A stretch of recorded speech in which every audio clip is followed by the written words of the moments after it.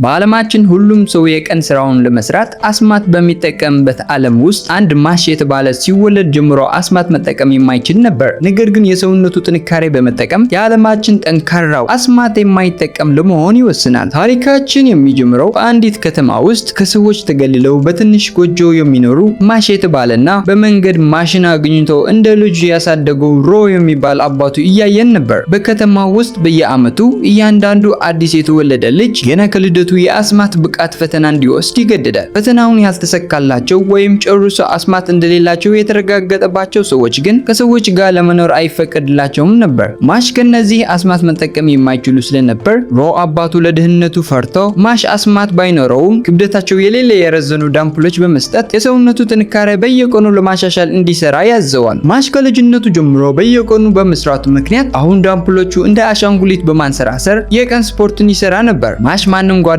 ወይም የሚያወራው ሰዎች ስለሌሉት ዝምተኛና በሆነ ነገር የማይናደድ ከምንም በላይ ደግሞ የቾኮሌት ዳቦ መብላት የሚወድ ነበር። አንድ ቀን ማሽ ስፖርቱ ጨርሶ ወደ ቤቱ እንደተመለሰ እንደ ሁሉ ጊዜ በሩ እንዴት እንደሚከፈት ስለሚረሳው በሩን በጥንካሬ በንቅሮ ይገባል። ሮ ግን በየቀኑ በሩ የመሰበር ተለማምዶት ስለነበረ ሮ አሁን ከተማ ደርሶ እስኪመጣ ድረስ ማሽን እግሩ ወደ ከተማ እንዳይረግጥ ያስጠነቅቀዋል። ማሽ አባቱ ባለው ቢስማማም ነገር ግን በከተማ ውስጥ በጣፋጭ ክሬም የቾኮሌት ዳቦ እንደሚሰራ ስለሰማ አባቱ እንደወጣ ወዲያውኑ ወደ ከተማው ሮጦ ይሄዳል። በከተማው ሁሉም ሰው አስማት የሚጠቀሙና ስራቸው በአስማት ሲያቃሉ ማሽ ቢመለከትም አስማት ቢስ ስለሆነ ደንታ አይሰጠውም ነበር። በዳቦ ቤቱ ሲደርስ ማሽ ሽታው በጣም ደስ ብሎት ነበርና ሊገዛ ሳንቲሞቹን እንዳወጣ ሳንቲሞቹ በሚገርም ኃይል ተጨፍልቀው ያገኛቸዋል። ነገር ግን ዳቦ ጋጋሪው ማሽ የብረት ሳንቲሞቹን ምንም እንዳልተፈጠረ ሲያስተካክላቸው ሲመለከት በጣም ይደነግጣል። ነገር ግን ኃይለኛ ንፋስ መጥቶ ኮፍያው እንዳወለቀው ሁሉም ሰው በፊቱ የአስማት ንቅሳት ስለሌለው ተደንቀው ይመለከቱታል። በዚህ ጊዜ በሌላ ቦታ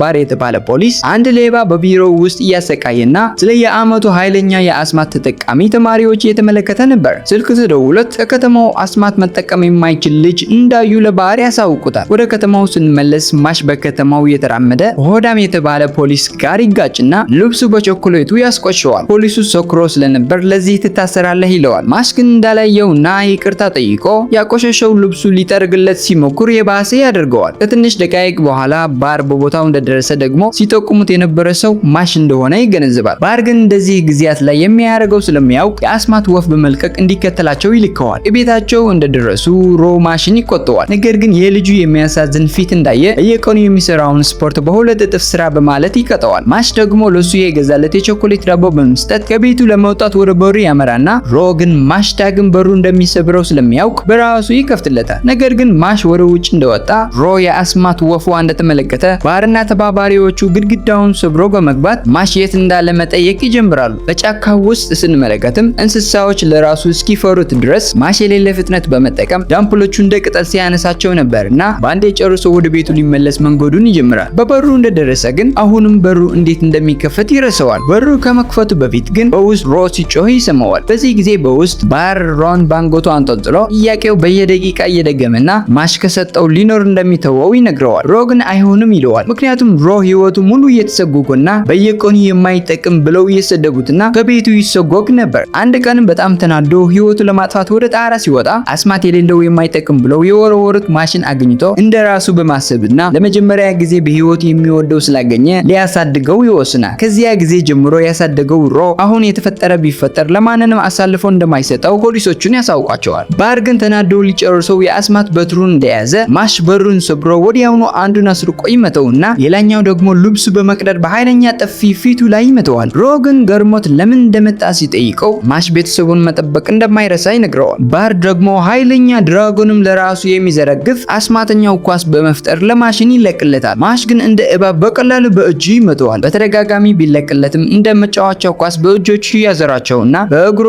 ደግሞ እንደ የእግር ኳስ ይጫወትባቸው ነበር። ከዚያ በኋላ ደግሞ ማሽ የአስማት በትሩ ሲይዝም ባር ፈርቶ ኃይለኛ አስማት እንዳይመጣው ወዲያውኑ መከላከያው ሲጠቀም ማሽ ግን አስማት ሳይሆን እንጨቱን በኃይል በመወርወር የባርን መከላከያ ይሰብረዋል። በዚህም ማሽ ዳግም ማንም ቤተሰቡን ለመጉዳት ቢመጣ በእጆቹ እንደሚገደሉ ይነግረዋል። ባር የማሽ ኃይል ተመልክቶ ይደመምና ሀሳቡ ቀይሮ የከተማው መሪ ፖሊስ በመሆን ግን ከማሽ ጋር ስምምነት ይፈጥራል። እሱም ማሽ በከተማው ያሉ የአስማት ትምህርት በመግባት አንደኛ አስማት ተጠቃሚ ተብሎ ካሸነፈ ሰዎች ይወድታል። በዚህም ከሰዎች ጋር ለመኖር ስለሚችል እሱ ደግሞ እንደሚከፈል ይነግረዋል። ባህር እንደዚህ ብሎ ስምምነቱ እንዳስረዳው ካልሆነ ግን ሁለቱ እንደሚታሰሩ ያሳውቀዋል። ማሽ ግን የሚመጣው የማይፈራ ይስማማል። በዚህም ዓለም ለራሱ አትኖሩም ካለችውና በፊቱ የሆነ የቆመ ነገር በእጆቹ እንደሚሰብራቸው ይናገራል። በቀጣይ ቀን ደግሞ በትምህርቱ እንደደረሰ ወደ ቤት ትምህርቱ ለማስገቢያ ፈተና ለመውሰድ የመጡ ሰዎች ይመለከታል። ማሽ ምንም እንዳልተፈጠረ የውሸት ንቅሳት በፊት ላይ በማድረግ በመሃላቸው ይቆማል። አስተማሪያቸው ደግሞ ከላይ ሆኖ የሚመለከታቸው የነበረ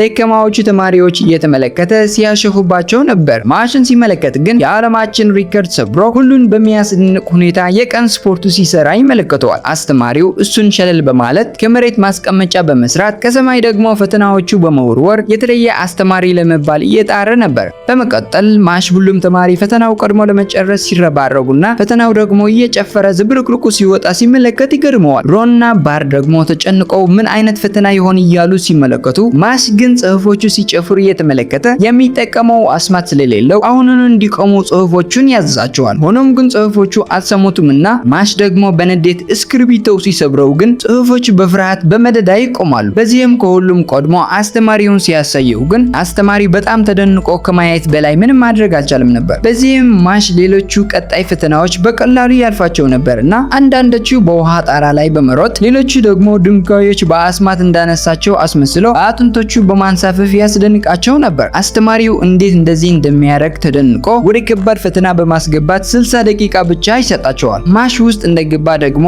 አንዲት ሊ የተባለች ያገኝና እንደሱ ጠፍታ ምን ማድረግ እንዳለባት ተጨንቃ ማሽን እርዳታው ትጠይቀዋለች። ማሽ ግን መንገዱ ቢመራትም ልታዘገየው ብቻ እንደሆነ በመረዳት ትቷት ይሮጣል። ቢሆን ግን አንድ ትልቅ ጎብሊን እንደመጣ ተመልሰው ባንዴ መሬት ላይ ይዘረጋዋል። ሌሊ ለምን እንደተመለሰ ያልገባት ደግሞ ተጸጽቶ እንደተመለሰ ያስረዳታል። አስተማሪው ደግሞ ማሽ አሁን ጠፍቶ እያለ ሳለ ማሽ ግን በመጨረሻው ደቂቃ ላይ ግድግዳዎቹ በነቃቅሮ በመውጣት ነገርየው ይጨርሰዋል። ተማሪዎቹ ግን ማሽ ያንጨበረበረ እንደሆነ ሲናገሩ ሊጮህ ብላ ህይወቷ እንዳዳነ በመናገር የሱ ስህተት እንዳልሆነ ትነግራቸዋለች። ቢሆን ግን አስተማሪው በፍርሃታ ተናደው እሷን ለመቅጣት የአስማት በትሩን እንዳወጣ ማሽ በትሩ ይሰብረውና ባርና ሮ በድፍረቱ ያስደንቃቸዋል። በዚህም የቤት ትምህርቱ አለቃ በመምጣት የመጨረሻው ፈተና ሊፈትነው ከዚያ ይወስደዋል። አለቃው ያም ይባል ነበርና ለምን እሷ እንዳዳናት ይጠይቀዋል። ማሽ እሷ ባያድናት ኖሮ አሁን ይጸጸት እንደነበር ያስረዳዋል። ያም ደግሞ እውነት እንደሆነ ለማረጋገጥ የጨለማ አስማት በማምጣትና